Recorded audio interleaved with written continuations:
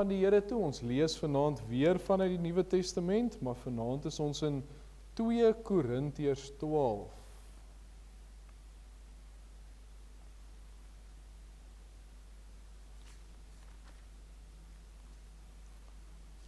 (2 Korintiërs 12 en dan gaan ons daarvan vers 1 af saam lees.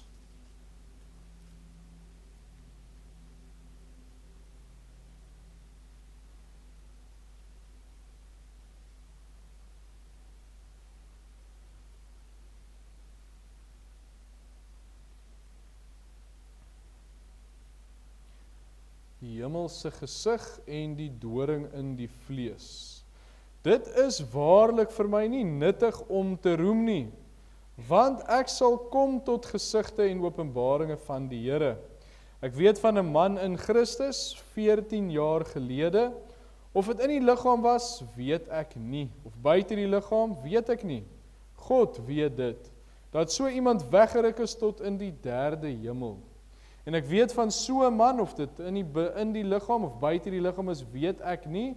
God weet dit, dat hy weggeruk is in die paradys en onuitspreeklike woorde gehoor het wat 'n mens nie mag uitspreek nie.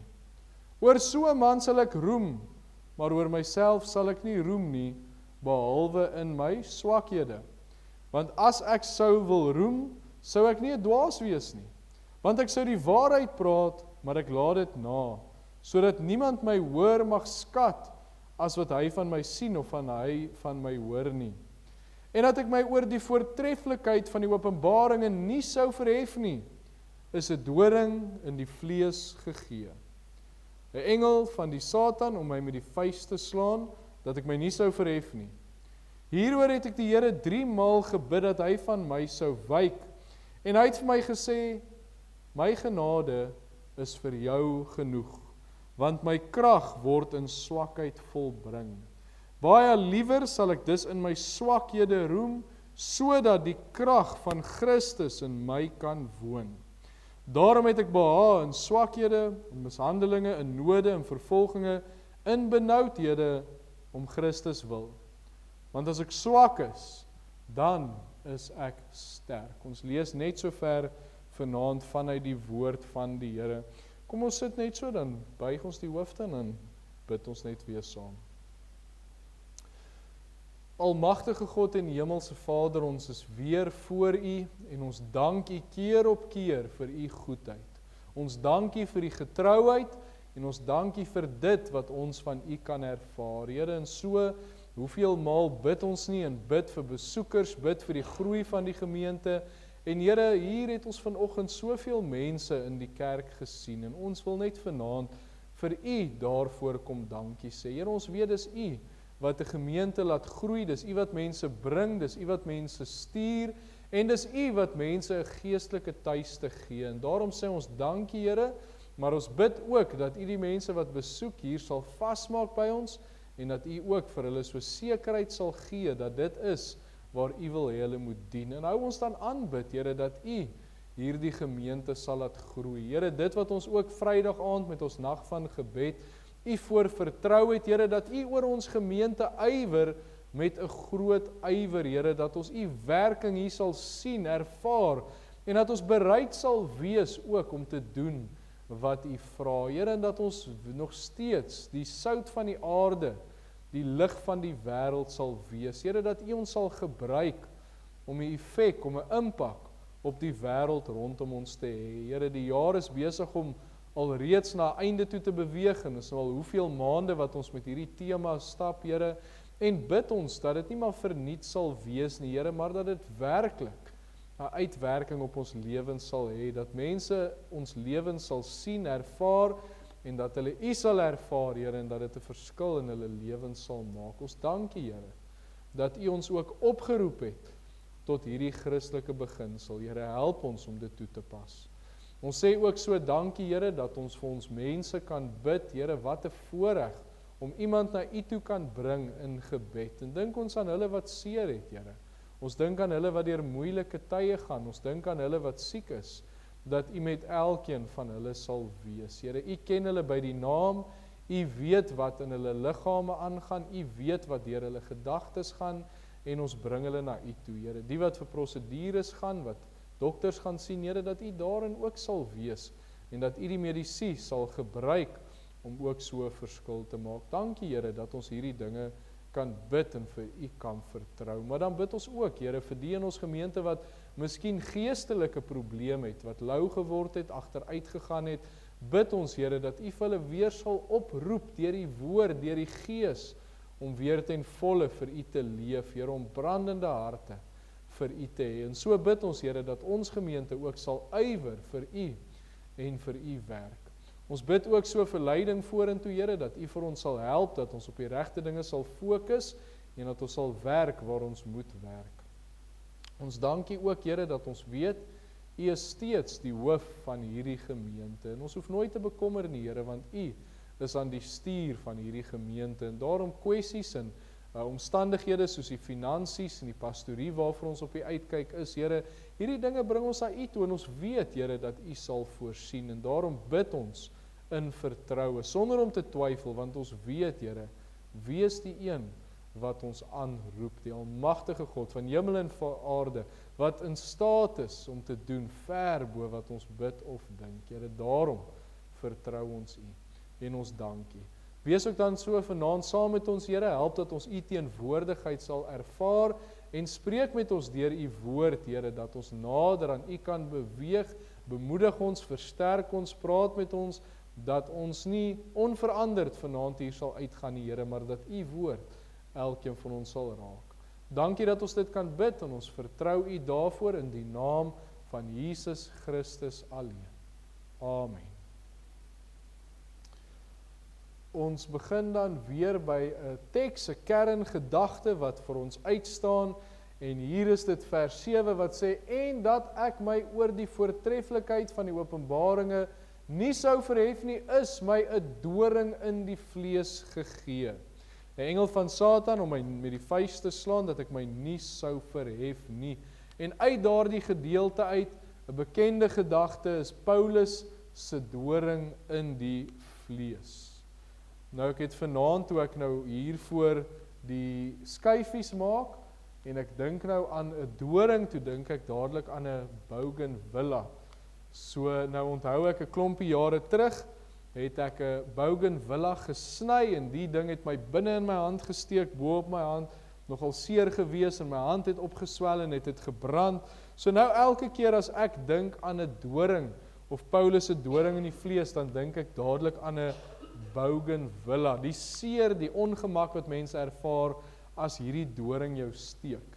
En nou kom Paulus met hierdie gedagte oor sy doring in die vlees, hierdie ding wat vir hom ongemak veroorsaak, wat vir hom seer is, en hierdie situasie waarin hy sit, en hy sê, hy vergelyk dit met daardie werker van die Satan, wat hom met 'n vuis geslaan het, weer eens, die gedagte van seer en ongemak, daar is hierdie ding wat hom pla. Nou wat presies dit is daar nie altyd sekerheid oor nie, daar's verskillende opinies, en Paulus sê nou nie presies in hierdie gedeelte wat dit is nie, maar so kry ons deur die woord verskillende dinge wat wel vir Paulus gepla het. Dit kan verwys na liggaamlike probleme, kwale, pyn wat hy gehad het, en dit is dan een van die algemene opinies hieroor, is dat dit liggaamlik was. En dit kan wees, Galasiërs sê so iets oor wat hy deurgegaan het. Hy sê in Galasiërs 4 vers 13 en 14, maar julle weet dat ek ten gevolge van krankheid van die vlees die eerste keer die evangelie aan julle verkondig het, en julle het my beproewing in my vlees nie verag of verfoei nie, maar julle het my ontvang as 'n engel van God, ja, as Christus Jesus. So hy sê, hy het 'n krankheid in die vlees, en dit was vir hom 'n beproewing gewees, iets moeilik, iets ongemaklik. So dit kan dit wees, maar ons weet wel, Paulus het met 'n situasie gesit. Maar dit maak nie saak of 'n mens 'n doring in die vlees het nie. Dit wat Paulus hier kom leer is, wat maak 'n mens met hierdie situasie? Dis wat belangrik is. Wat doen ek daarmee? En Paulus se gedeelte hier sê hy, die doring in die vlees is aan hom gegee met 'n doel. En dis nogal vir ons mooi dat hy dadelik sê wat die doel is, hoekom hy gegee het, hoe dit gewerk het. En hy sê die doel was dat hy hom nie sou verhef nie. Nou ons weet, Paulus het baie rede gehad om te roem, soos wat hy ook tereg sê. Die werk wat hy vir die Here gedoen het, die siele wat toegebring is, die kerke wat gestig is. As daar nou iemand is wat werklik kon roem, was dit Paulus gewees. En hy sê hierdie doring is aan hom gegee, dat hy nie sou roem nie. Nou as 'n mens weer eens na die Afrikaans kyk, dan lyk dit heel eenvoudig, maar in die Grieks gee dit vir ons nog so 'n bietjie inligting. En die woord gegee, wat hier in die Grieks gebruik word, is asof dit 'n geskenk, 'n guns van die Here is, wat aan hom gegee is. So in die wysheid van die Here, in sy genadige voorsiening, sien hy dit as 'n geskenk van die Here. So dis nogal vreemd vir ons om te dink, hierdie doring in die vlees, hy sê, dis aan hom gegee as 'n geskenk, wat die Here toegelaat het. En in hierdie vers sien ons al klaar, wat word bedoel met hierdie doring in die vlees, dat hy hom nie sou verhef nie, hy het dit as guns van die Here beskou, en 'n mens kan dit amper nie glo, dat 'n mens so 'n negatiewe situasie in so positiewe lig kan sien nie, maar hy doen. En ons gaan sien hoekom.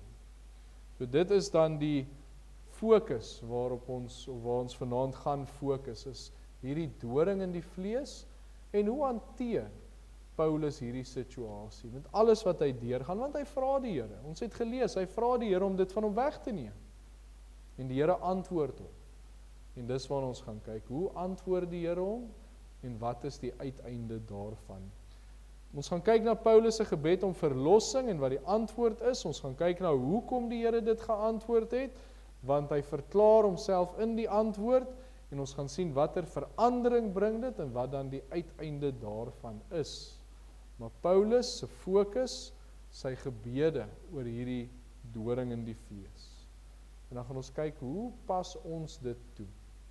Wat gebeur weer eens as dit in my lewe gebeur? Hier is 'n doring in die vlees, hier is iets wat vir my ongemaklik is, seer is, dit pla, ek weet nie wat om daarmee te doen nie. Hoe hanteer ek dit, veral as dit by gebed kom? Want ons weet, daar's vandag baie kinders van die Here met kwale, met liggaamlike pyn, met dinge wat hulle deurgaan, dinge wat hulle pla, iets wat ons in ons lewens ervaar, wat ons kan sien as pynlik, seer, ongemaklik, selfs miskien 'n situasie waarin ek sit met 'n ander persoon, of iemand wat neerkyk op my, enige so iets wat vir my ongemaklik kan wees. So hoe het Paulus gegaan van hierdie ding wat seer is en ongemaklik is, deur te sê, dis deur God gegee, gawe van God. Ons verstaan dit nie, maar die gedeelte verklaar dit vir ons. So daarom kyk ons na Paulus se doring in die vlees. En dit begin alles met Paulus se gebede om verlossing. En ek nou spesifiek die woord gebede daar gesit en nie gebed nie, want ons lees in vers 8, hieroor het ek die Here 3 maal gebid, dat hy van my sou wyk. 3 maal. As Paulus vir ons gevra het, veral met die boodskappe wat ons die laaste tyd het, en die gedagtes wat ons het, wat moet ek doen met my doring in die vlees, dan sou sekerlik vir Paulus gesê het, bid, begin deur te bid, en jy moet volhardend bid, soek die Here, en hy sal met jou wees, hy sal hierdie ding van jou af wegneem. En dis presies wat Paulus doen, en hy gaan na die Here toe met hierdie ding, hy bid, hy vra vir die Here, neem die doring van my vlees weg, 3 maal. So ek dink ons kan sê, as ons nou die 3 maal gebruik, hy het volhardend gebid. Voor Paulus dit gesien het as 'n guns of 'n geskenk, voordat hy die doel gesien het dat dit is om hom nie te verhef nie, het hy net hierdie groot probleem gesien, en hy soek verlossing, ons verstaan dit. Hy soek verlossing. Hy vra vir die Here, neem die ding weg. Hy neem dit na die Here toe. Hy het dit nie ligtelik opgeneem nie, hy het nie self probeer om dit uit te sorteer nie, hy het dit na die Here toe gevat, hy het die regte roete gevolg, omdat hy verlos wou word. En net iets wat ek wil noem, wat vir my interessant is die feit dat Paulus 3 maal gebid het, dat die Here die doring in sy vlees sal wegneem, net soos die Here Jesus 3 maal gebid het, dat die Here die beker by hom sou verby laat gaan, die beker by hom neem. So net iets interessant, die Here Jesus het aan die kruis gesterf, Paulus se doring in die vlees was steeds daar gewees. So dit kan en moet met ons as kinders van die Here, ons fokus, ons situasie wees, dit is hoe ons dit moet hanteer. As ons sit met 'n probleem in ons lewe, moet ons dit in gebed na die Here toe vat. Nou net iets wat ek bietjie sekerheid oor wil gee, as ons nou praat van die doring in die vlees, en ons kyk na hoe Paulus die situasie hanteer het, en hoekom hy in die situasie was, hierdie is nie as gevolg van ongehoorsaamheid nie. Dit is nie as gevolg van iemand wat nie wil buig voor die Here, hulle nie wil verootmoedig nie, dit is nie as gevolg van sonde nie. So hierdie spesifieke probleem wat ons van praat, is nie tigtiging nie. Ons weet daar is tigtiging, maar hierdie is nie wat dit is nie. Hierdie was met 'n goddelike doel gewees. En daar sit hierdie persoon met 'n geweldige probleem in sy lewe. En so kan dit gebeur. Ons kan sit met iets, weer eens, miskien fisies in ons liggaam, siekte, seer, enige so iets, miskien 'n probleem wat ons met iemand het, 'n situasie in my lewe, en dalk het ons ook al volhard in gebed en vir die Here gevra, help my keer op keer, miskien 3 keer, miskien 10 keer, miskien 20 keer. Maar ons het dit na die Here toe gevat. En ons het hierdie probleem, dit voel vir ons soos 'n las, dis iets wat pla, iets wat verwyder moet word. Maar tog word dit nie van ons weggeneem. Maar die getrouheid van die Here is dat hy antwoord. En dis dan ons tweede gedagte. Is die antwoord van die Here op my gebede. 2 Korintiërs 12 vers 9, en hy het vir my gesê. Nou in daardie woorde, en hy het vir my gesê, is net dit wat ons nou net gesê het. Die Here is getrou, hy antwoord. Ons het vanoggend Jeremia 33 vers 3 aangehaal, roep my aan en ek sal jou antwoord. Nou die Here het geantwoord. Maar wat antwoord die Here? My genade is vir jou genoeg. Nou net so oomblik, heel terug in die Ou Testament, in Eksodus 4 vers 10 tot 12, kry ons 'n baie soortgelyke situasie, en ek lees hierdie verse vir u. Toe sê Moses aan die Here, ag Here, ek is nie 'n man van woorde nie, van gister of van eergister af, of van dat u met my knegt gespreek het, want ek is swaar van mond en swaar van tong. So hy gaan ook na die Here toe met 'n probleem, met hierdie ding wat hy mee sit. En die Here antwoord hom, wie het vir die mens die mond gemaak? Wie maak stom of doof, of siende of blind? Is dit nie ek, die Here nie? Gaan dan nou heen en ek sal met jou mond wees en jou leer wat jy moet sê. So Moses kom ook met hierdie gebrek, hy sê hy is swaar van mond, swaar van tong, en die Here antwoord hom, ek het jou gemaak. Ek is die een wat jou gemaak het. Net soos Paulus se antwoord op gebed waar die Here gesê het, my genade is vir jou genoeg, vir hom sê, ek het jou gemaak. Gaan heen, ek sal met jou wees. En so met Paulus, die Here neem dit nie weg nie, maar sy genade is genoeg ten spyte van daardie probleem. En ons sien die doel weer eens, wat Paulus sê, die Here het dit vir hom gegee, sodat hy hom nie sou verhef nie, sodat die Here se wil sal geskied. En nou dink ons weer aan, as ons sit in 'n situasie, en ons het gebid vir verlossing, maar die Here vat dit nie weg nie, dan kan ons daardie antwoord, kan ons ook hoor, my genade is vir jou genoeg. Die Here se wil sal geskied. En die Here se wil sluit in dat daardie persoon die Here Jesus verheerlik. Dat dit oor hom gaan. En hy help. Hy dra deur. Hy maak die las ligter. Net soos Paulus se doring in die vlees gemaak het dat hy hom nie sou verhef nie, kan 'n probleem ook vir ons groot waarde inhou. Dink weer aan die woord wat sê, ag dit louter vreugde wanneer jy in allerhande versoekinge val. Groot probleme kan groot seën inhou, as 'n mens by die doel uitkom. Hoekom sit ek met 'n doring in die vlees? Hoekom het ek 'n probleem? Ons verstaan nie altyd alles nie, maar in alles is die Here se antwoord, my genade is vir jou genoeg. Nou, hoekom antwoord die Here dit? En dan kom ons by ons volgende gedagte, en dit is die rede vir die Here se antwoord. Hoekom? Die rede vir sy antwoord. En hy het vir my gesê, hier in vers 9, my genade is vir jou genoeg, want my krag word in swakheid volbring. Die Here kom wys vir Paulus, dat hy nie die doring in die vlees verwyder het nie, sodat sy krag tevoorskyn kan kom. Die Griekse woord vir volbring wat ons hier gelees het, is voltooi of perfek maak, dat my krag perfek gemaak word, dat sy krag voltooi in Paulus se lewe. So die Here sê, ek gebruik hierdie doring in die vlees, dat my krag tot uiting kan kom, en ek wil nie hê jy moet jouself verhef nie, daarom het Paulus hierdie doring in die vlees gehad. En so gebeur dit reg deur die woord. Nou voel ek daar's sulke gesegdes wat ek baie sê van die kansel af partykeer. In die laaste tyd voel dit vir my dis reg deur die woord. Ek sê dit nogal baie. Maar hier weer, as ons gaan kyk, Jeremia wat nie voor mense kon praat nie, 'n swakheid wat hy gehad het, die Here gebruik dit om sy krag te openbaar. Moses wat ons genoem het, wat swaar van mond, swaar van tong was, en hy gee vir Aaron, maar as ons verder in die verhaal lees, dan sien ons Moses het gepraat met Farao en hy het nie gesukkel nie. So die Here gebruik hierdie dinge dat sy krag geopenbaar kan word. En daarom kan dit 'n rede wees hoekom ek 'n doring in my vlees het. Dalk wil die Here sy krag in my lewe openbaar. Dalk wil hy juis 'n persoon met 'n gebrek of 'n kwaal gebruik om iets vir hom te beteken. Maar dan moet daai persoon op die krag van die Here steun en nie op sy eie krag. Nou terwyl ons oor die bougainvillea gepraat het, gaan ek nou so by die voorbeelde van 'n tuin hou, en nou dink ek aan 'n tomatieplantjie.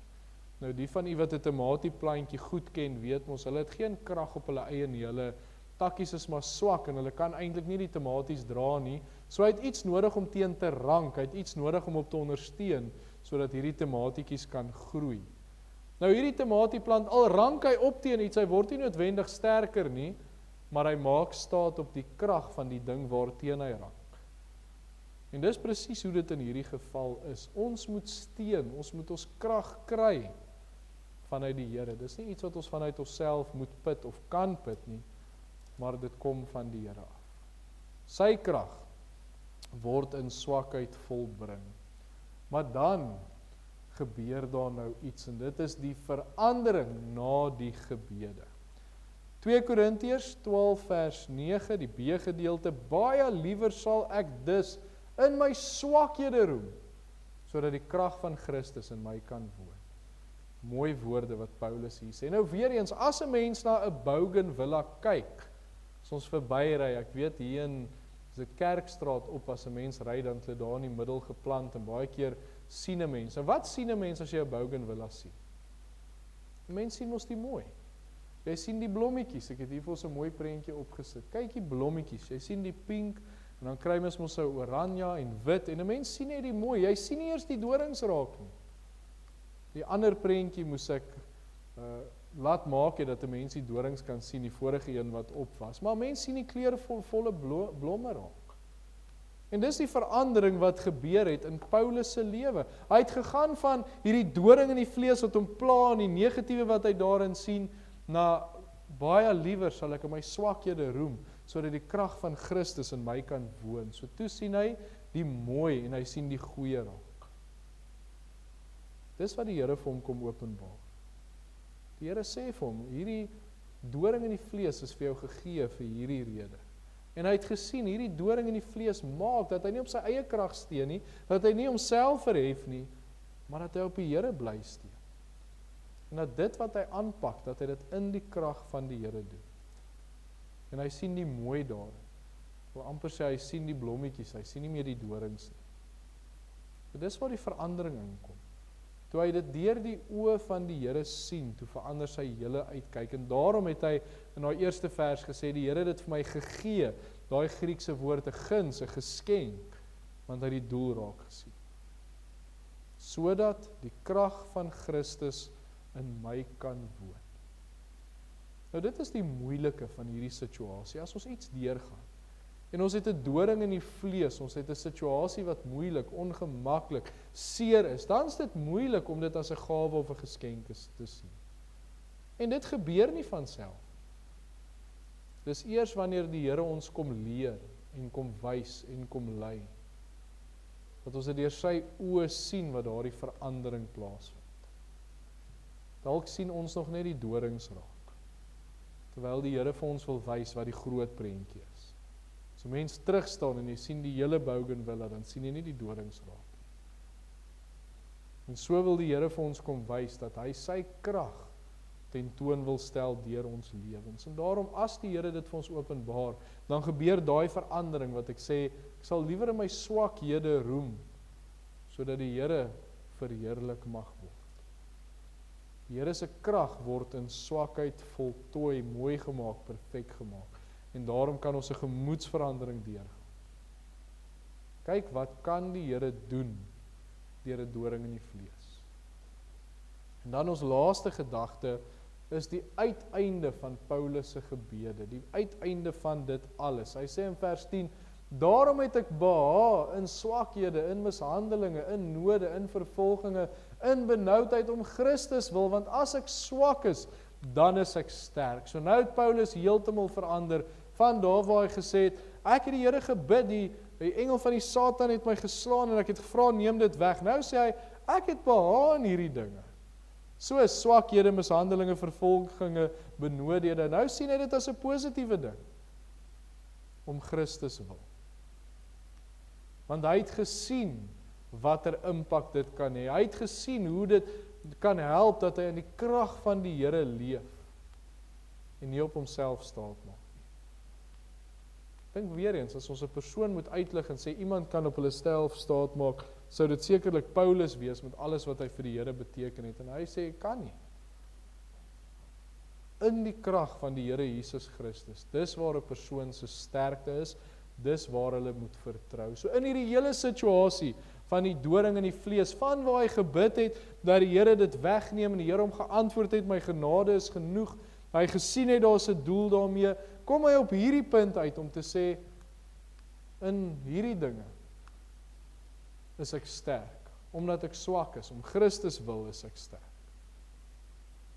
En as ons fyn gaan lees, in Galasiërs, nadat Paulus hierdie les geleer het, is hy tog verlos van sy doring in die vlees. Dit het nie gebly nie.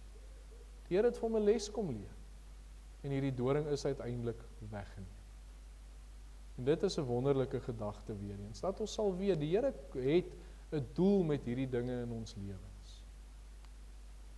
Die Here wil hê, ons moet op hom steun, meer as op onsself.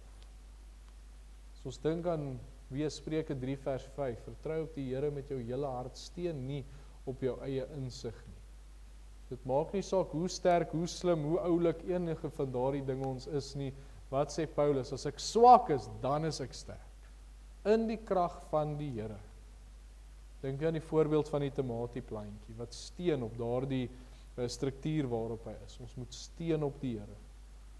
Dit was die uiteinde van Paulus se situasie, net waar hy iets geleer het.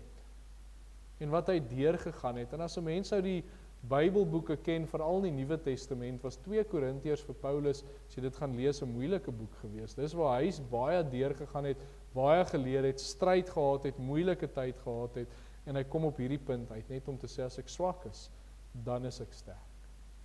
So kyk die les wat Paulus leer.